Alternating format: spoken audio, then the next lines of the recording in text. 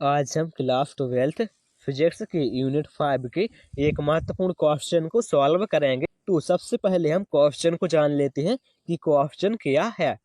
विद्युत चुम्बकीय स्पेक्ट्रम क्या है, समझाइए। तो चलिए अब हम जान लेते हैं विद्युत चुम्बकीय स्पेक्ट्रम, या फिर इसी को हम एक और नाम से जानते हैं जिसे वर्णक्रम कहते हैं। विभिन्न तरंग दैर्घ्यों वाली विद्युत चुम्बकीय तरंगों को उनके तरंग दैर्घ्य के आधार पर एक निश्चित क्रम में रखा गया है। इस निश्चित क्रम को ही विद्युत चुम्बकीय स्पेक्ट्रम कहते हैं। अर्थात जो तरंगे हैं उनका हर एक तरंग का तरंग दैर्घ्य अलग अलग होता है और उसी तरंग दैर्घ्य के आधार पर इन तरंगों को रखा गया है। तो इसी के एक निश्चित क्रम को विद्युत चुम्बकीय स्पेक्ट्रम कहते हैं। चलिए अब हम जान लेते हैं विद्युत चुम्बकीय स्पेक्ट्रम के प्रकार। तो यह निम्न दो प्रकार का होता है। तो यदि आप हमारे चैनल पर नए हैं तो प्लीज हमारे चैनल को सब्सक्राइब भी कर लें ताकि इसी प्रकार की वीडियो आपको सबसे पहले उपलब्ध हो सके। तो पहला प्रकार है दृश्य स्पेक्ट्रम एवं अगला प्रकार है अदृश्य स्पेक्ट्रम। तो चलिए अब हम सबसे पहले जान लेते हैं दृश्य स्पेक्ट्रम क्या होता है। वह स्पेक्ट्रम जो आंखों से दिखाई देता है उसे हम दृश्य स्पेक्ट्रम कहते हैं। सूर्य के प्रकाश के दृश्य स्पेक्ट्रम में बैंगनी रंग से लेकर लाल रंग तक कुल 7 रंग होते हैं और इसमें लाल रंग का तरंग दैर्घ्य सबसे तेज अर्थात सबसे अधिक एवं बैंगनी रंग का तरंग दैर्घ्य सबसे कम होता है।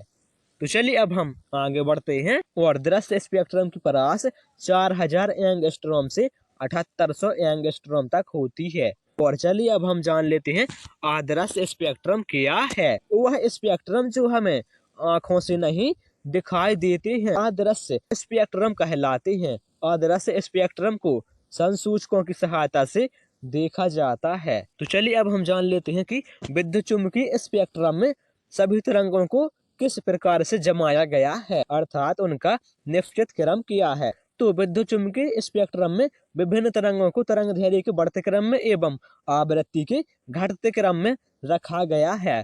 तो जो यहाँ पर सबसे पहले तरंग अर्थात किरण आएगी उसका तरंग दैर्घ्य सबसे कम होगा। अर्थात हमें यहाँ पर विभिन्न तरंगों को तरंग दैर्घ्य के बढ़ते क्रम में रखना है, अर्थात पहले सबसे कम फिर उससे ज्यादा फिर उससे ज्यादा।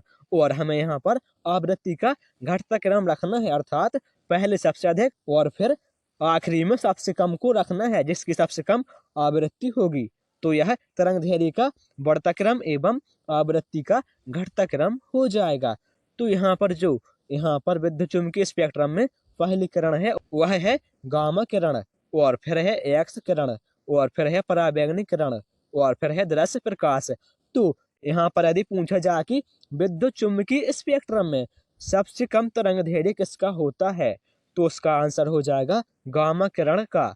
और यदि पूछा जाए कि सबसे अधिक आवृत्ति किसकी होती है तो उसका आंसर होगा गामा किरणों का। तो दृश्य प्रकाश में निम्न 7 रंग होते हैं, बैंगनी, जामुनी, नीला, हरा, पीला, नारंगी एवं लाल। तो यदि आपको इन 7 रंगों को क्रम से याद रखना है तो आपको इस वाले सूत्र को याद रखना होगा।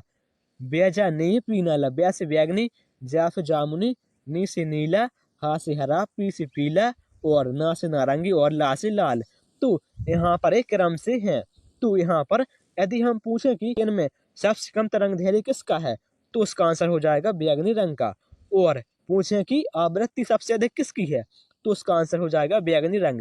और यदि पूछें कि सबसे अधिक तरंग दैर्घ्य किसका है तो उसका आंसर हो जाएगा लाल रंग का।